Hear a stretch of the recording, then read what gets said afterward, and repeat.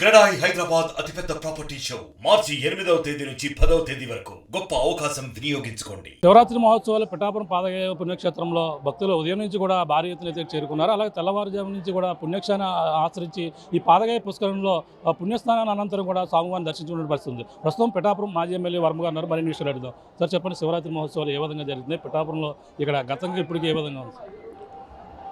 గతంలో ఈ temple శివరాత్రోత్సవాలకి social workers, స్వామివారి భక్తులు మంచి సహకారంగా ఉండేవారు. ఈ సంవత్సరం ఏ విధంగా ఏమీ కనపట్టలేదు.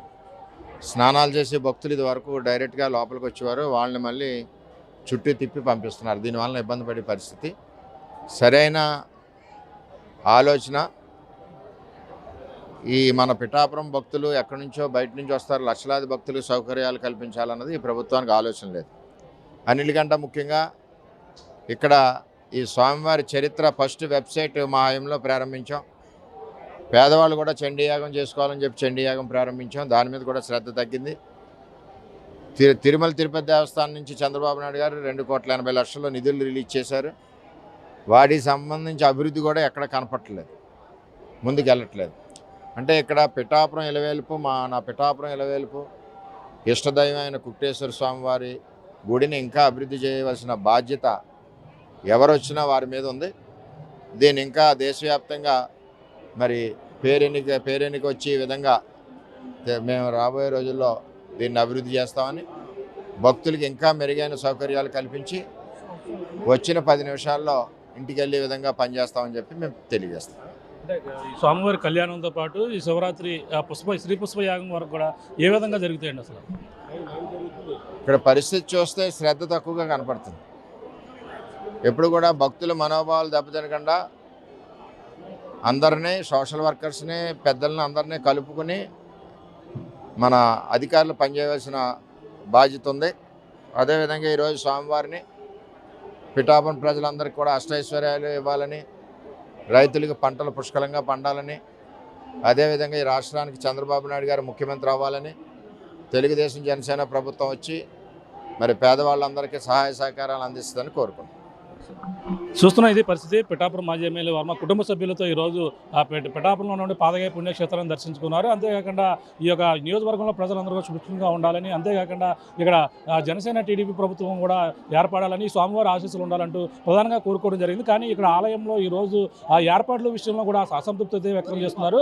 అలాగే భక్తులు గతంలో వెంటనే ఆ దర్శనం అనంతరం కూడా స్నానాలు ఆచరించుకుని ఆ క్షణాల్లో అక్కడంతా కూడా అందరూ కూడా అన్ని సౌకర్యాలు కూడా ఉండే, కానీ ఈ సంవత్సరం కూడా ఆ సౌకర్యాలు అంతంత మాత్రంగా ఉన్నాయని, అలాగే ప్రధానంగా ఇప్పుడు ఉన్నటువంటి సేవా కార్యక్రమ కొంతమంది ఈ యొక్క స్వామివారి యొక్క సేవలో పాల్గొనేవారు, కానీ ఎవరు కూడా ఎటువంటి సహకారాలు చేయకుండా వాలంటరీ వ్యవస్థ కూడా లేకుండా ఇక్కడ చాలా ఇబ్బందులు పడుతున్న పరిస్థితి ఉందని ఆయన అయితే పిఠాపురం ఎమ్మెల్యే మాజీ ఎమ్మెల్యే వర్మ అయితే అసంతృప్తి వ్యక్తం చేస్తున్న పరిస్థితి ప్రధానంగా ఉందని చెప్పచ్చు. పిఠాపురం పాదగయ పుణ్యక్షేత్రానికి ఈరోజు తెల్లవారుజాము నుంచి కూడా భక్తుల తాకిడి ఎక్కువగా ఉంది. అలాగే భక్తులకు ఎటువంటి అసౌకర్యం కలగకుండా ఏ విధంగా ఏర్పాట్లు చేశారో మరిన్ని విషయాలు అడిగేందుకు పాదగయ ఈవో పులి నారాయణమూర్తి గారు మరి విషయాలు సార్ చెప్పండి. పిఠాపురం పాదగయ పుణ్యక్షేత్రంలో భక్తులు ఎన్ని గంటల నుంచి తాకిడి ఎక్కువ అయింది?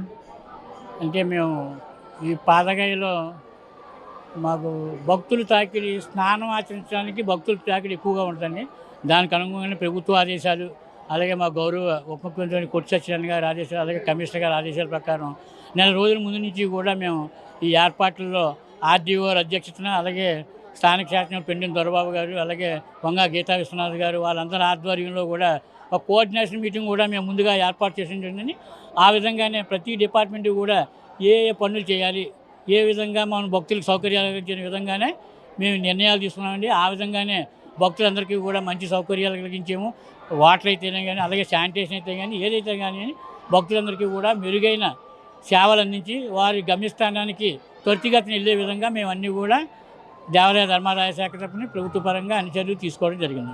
సుమారు ఎంతమంది భక్తులు ఈరోజు స్నానం ఆచరిస్తారని అంచనా వేశారు? సుమారు ఈ రోజున 5 లక్షల మంది భక్తులు, స్నానానికి సుమారుగా 3 లక్షల మంది వస్తారని చెప్పి అంచనా వేసామండి. అలాగే డిఎస్పీలు కానివ్వండి, ఆర్డీఓలు కానివ్వండి, వీళ్ళందరితోటి కూడా, అలాగే ఫిషరీస్ డిపార్ట్మెంట్తో కూడా మాట్లాడి మన స్విమ్మర్స్ను కూడా ఏర్పాటు చేయడం, బోట్ను కూడా ఈ యొక్క కోనేరులో ఏర్పాటు చేయడం, రాత్రి 12 గంటల నుంచి కూడా కోనేరులో కూడా ఏర్పాటు చేయడం. ఆ విధంగానే వీళ్ళందరూ కూడా భక్తులు, అలాగే ప్రజాప్రతినిధులు అందరూ కూడా మాకు మంచి సహాయ సహకారాలు అందించారు. అదేవిధంగా కూడా భక్తులకు మేము మెరుగైన సౌకర్యాలు వారి సహాయ సహకారాలతో కూడా మేము అందించడం జరిగింది.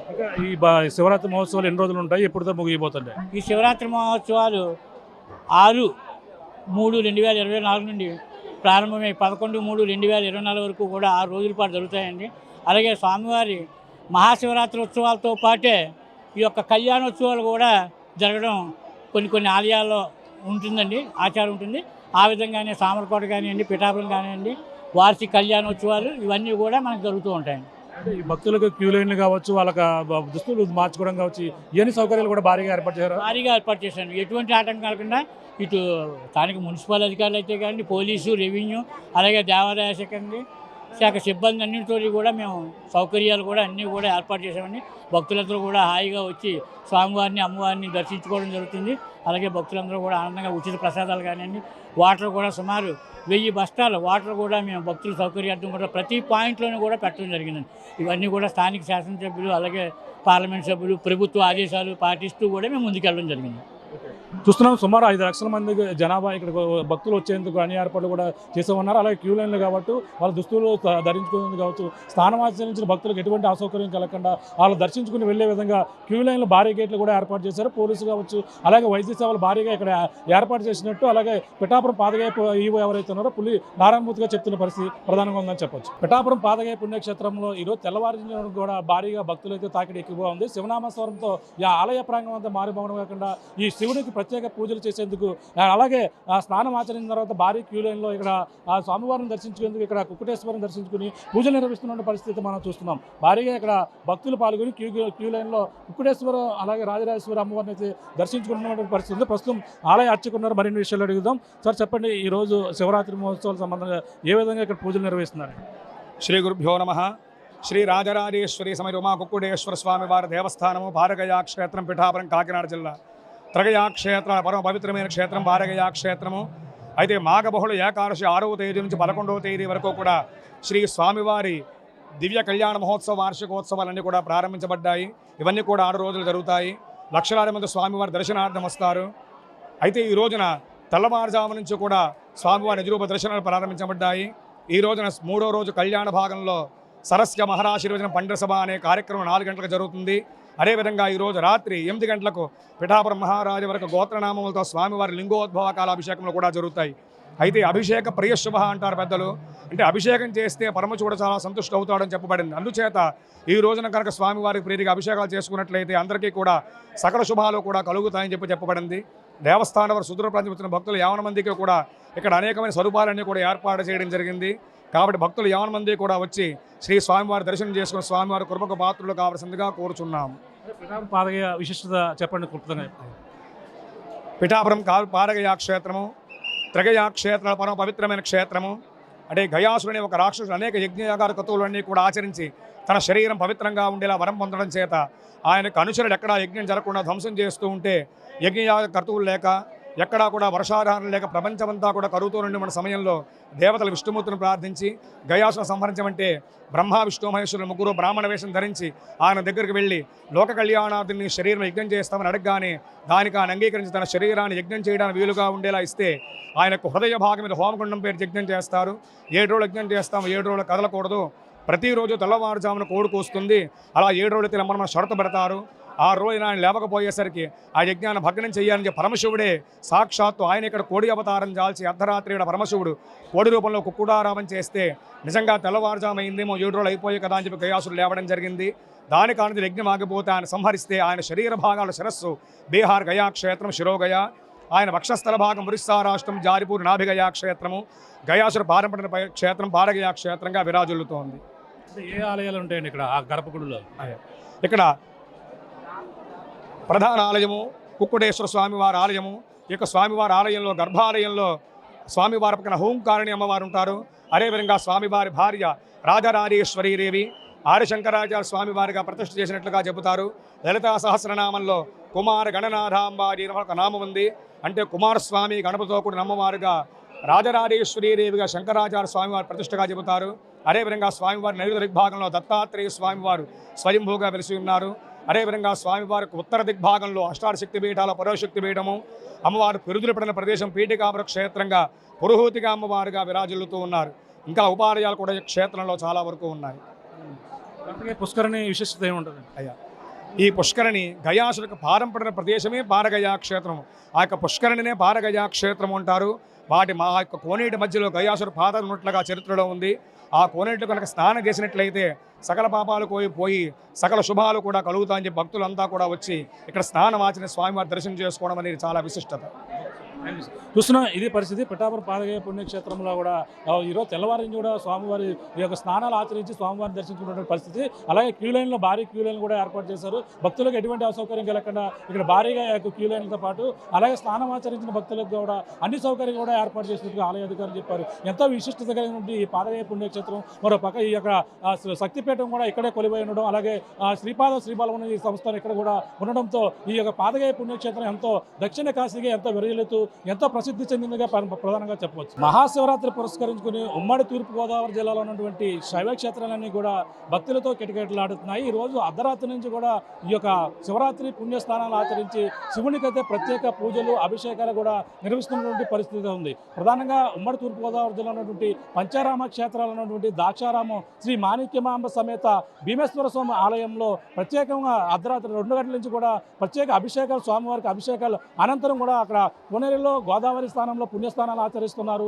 ఆచరించి స్వామివారిని దర్శించుకుని ప్రత్యేక పూజలు నిర్వహిస్తున్నటువంటి పరిస్థితి ప్రధానంగా ఉంది. అలాగే సోమరకోటలో ఉన్నటువంటి కుమార భీమేశ్వర స్వామి ఆలయం కూడా ఈ రోజు ప్రత్యేకంగా 2 గంటల నుంచి కూడా ప్రత్యేక అభిషేకాలు చేసి స్వామివారికి ప్రత్యేక అలంకరణ చేసిన తర్వాత అక్కడ కోనేరులో పుణ్యస్నానాలు ఆచరించి భక్తులతో మొత్తం ఆ యొక్క ప్రాంతం అంతా శివనామస్వరంతో మారుమోగిన పరిస్థితి ప్రధానంగా ఉంది. అంతేకాకుండా మహిళలు అలాగే అందరూ కూడా ప్రత్యేకంగా అక్కడ క్యూ లైన్లో వెళ్ళి భక్తులు అందరూ కూడా దర్శించుకున్నటువంటి పరిస్థితి ప్రధానంగా కనపడుతుంటే, అలాగే మరొక దక్షిణ కాశీగా విరజిల్లుతున్నటువంటి పిఠాపురం శ్రీ కుక్కుటేశ్వర స్వామి ఆలయం, అలాగే ఆ పాదగయ పుణ్యక్షేత్రం ఏదైతే ఉందో ఎంతో అక్కడ భక్తులు తెల్లవారుజాము నుంచి కూడా శివనామస్వరంతో మారుమోగుతున్నటువంటి పరిస్థితి ఉంది. అలాగే కాకుండా స్వామివారిని ప్రత్యేక పూజలు చేస్తూ అలాగే ఈ యొక్క పాదగయ పుష్కరిణిలో స్నానం ఆచరించి అలా ప్రత్యేకమైనటువంటి అభిషేకాలు చేస్తున్నటువంటి పరిస్థితి ఉంది. పిఠాపురం పాదగయ పుష్కరిణిలో స్నానం ఆచరించడం కాకుండా అక్కడ స్వామివారిని శ్రీ కుక్కుటేశ్వర స్వామిని దర్శించుకుని అనంతరం ఈ యొక్క శ్రీ పురోహితిగా అమ్మవారిని కూడా దర్శించుకుని ప్రత్యేక పూజలు చేస్తున్నటువంటి పరిస్థితి ఉంది. అలాగే రాజమహేంద్రవరం పుష్కరకోట ఏదైతే ఉందో అలాగే పుష్కరఘాటితో పాటు కోటలింగాల రేవి అన్ని కూడా గోదావరి నదీ తీరం అంతా కూడా భక్తులతో గడగడలాడుతుంది. అలాగే భక్తులందరూ కూడా గోదావరి నదిలో పుణ్యస్నానం ఆచరించి శివుని దర్శించుకున్నటువంటి పరిస్థితి అయితే అక్కడ ప్రధానంగా చూసుకోవచ్చు. ఈ నేపథ్యంలో ప్రధానంగా ఈ శైవ క్షేత్రాలు మహాశివరాత్రి నాడైతే ఈ యొక్క పుణ్యస్నానం ఆచరించి స్వామివారు పూజలు నిర్వహిస్తే ఎంతో పుణ్యఫలం కలుగుతుందని ఎంతో భక్తుల నమ్మకంతో పాటు అంతేకాకుండా ఈ యొక్క ప్రత్యేకంగా ఉన్నటువంటి ఈ యొక్క ముమ్మడివరం కోనసీమ జిల్లాలో ఉన్నటువంటి కొన్ని శివాలయాలు కూడా ఎంతో భక్తులతో కిటకిటలాడుతున్నాయి. అలాగే ముమ్మడివరం నియోజకవర్గంలో ఉన్న అలాగే మురమల్ల వీరేశ్వర స్వామి ఆలయం కూడా తెల్లవారుజాము నుంచి కూడా భక్తులతో కిటకిటలాడుతున్నటువంటి పరిస్థితి అయితే ప్రధానంగా చెప్పాలి. అంతేకాకుండా ముఖ్యంగా చూసుకుంటే ఈ శివరాత్రి తెల్లవారుజాము నుంచి కూడా భక్తులు ఎంతో పుణ్యస్థానాలు ఆచరించడం కాకుండా ప్రత్యేక పూజలు చేస్తున్నారు.